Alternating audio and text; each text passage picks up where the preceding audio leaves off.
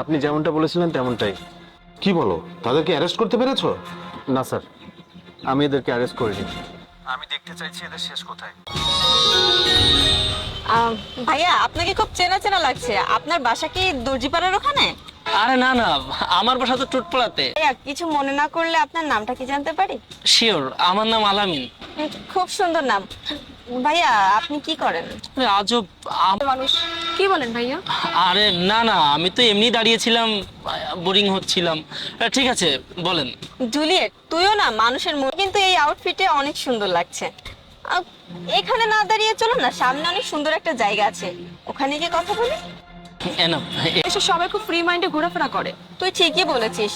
আমি আসলে প্রথমে যেমনটা ভেবেছিলাম তেমনটা না। যেখানে ছেলেরা মেয়েদেরকে অফার করে, আপনারা যেমনটা মনে করছেন তেমনটা না, আমি ফিজিক্যালি ফিট। আচ্ছা ঠিক আছে, চলুন ঘুরে দেখি। আসলে ছোটবেলা থেকে আমি বিদেশে ছিলাম, তো দেশের অনেক কিছু দেখা হয়নি। আচ্ছা তোরা কথা বল, আমার ফোন আসছে, আমি কথা বলে আসি। কি হয় আপনার? আর আপনাকে আমার অনেক ভালো লেগেছে। তোকেও আমাদের খুব ভালো লেগেছে। তোর কাছে যা যা আছে সবকিছু বের কর।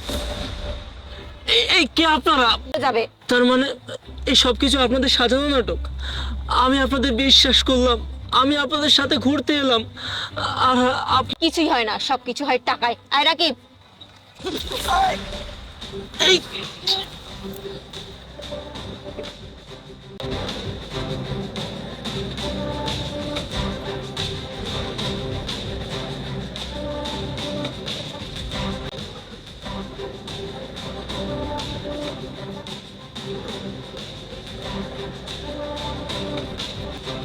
মেয়ে আর একটা ছেলে মিলেই ছিনতাই করেছে। কি বলো, তাদেরকে অ্যারেস্ট করতে পেরেছো? না স্যার, আমি এদেরকে অ্যারেস্ট করিনি। আমি দেখতে চাইছি এদের শেষ কোথায়। কাজটা পারবে। শোনো, চোখ কান খোলা রেখে কাজ করবে। আর হ্যাঁ, আমি তোমার আশেপাশে ফোর্স পাঠিয়ে দিচ্ছি। Yes sir.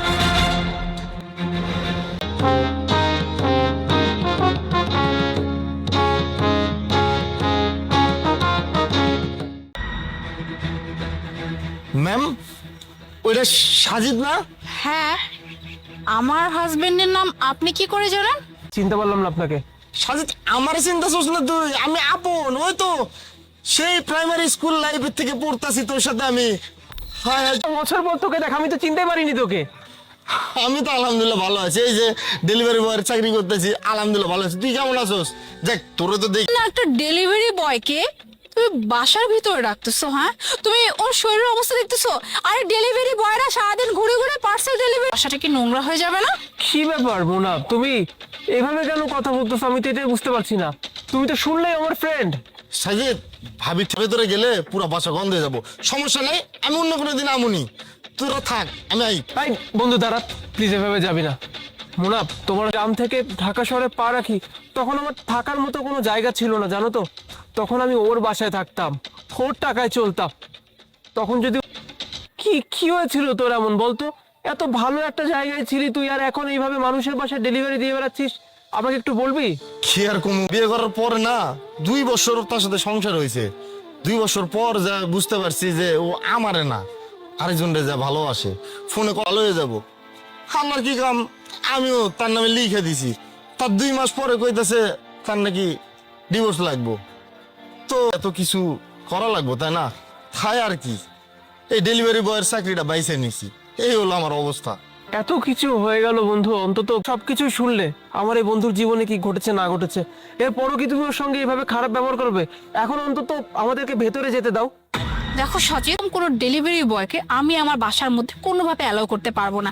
আর আমার বাসা কত দামি দামি সোফা, এর মতো এরকম ডেলিভারি বয় যদি আমার বাসা, বুঝতে পারছি না তুমি বারবার ওকে এইভাবে কেন কথা বলছো ছোট করে। ও আমার ফ্রেন্ড, একটা সময়ের পজিশন ভালো ছিল, এখন পজিশন খারাপ। টাকা পয়সা তো সবসময় মানুষের থাকে না। একদিন ভালো কাপড় চুপড় পরে একদিন এসে ঘুরে যাবো, কোনো সমস্যা নেই। আর প্লিজ তুমি চুপ থাকো তো, তোমার সাথে আমি কথা বলছি না। আর কি ভাবছো? হ্যাঁ বললে এমন তো হতে পারে আমার বাসার মধ্যে ঢুকে তো দামি দামি জিনিসপত্র খুব সুন্দর মতো করে চুরি করে নিয়ে যাবা। যতই যা হোক, আফটার অল তুমি ডেলিভারি বয়, কোনোভাবে আমার বাসার মধ্যে যেতে পারবে না। মুনা, আমি তোমাকে শেষবারের মতো বলছি, প্লিজ এইভাবে ওকে আর অপমান করে কথা বলো না। তুমি আল্লাহর রাস্তায় ভেতরে করে কথা বলতে যাও, ভেতরে যাও। তুমি ডেলিভারি বয়ের সামনে আমার সাথে এভাবে কথা বললো না, দেখো তোমাকে আমি কি করি।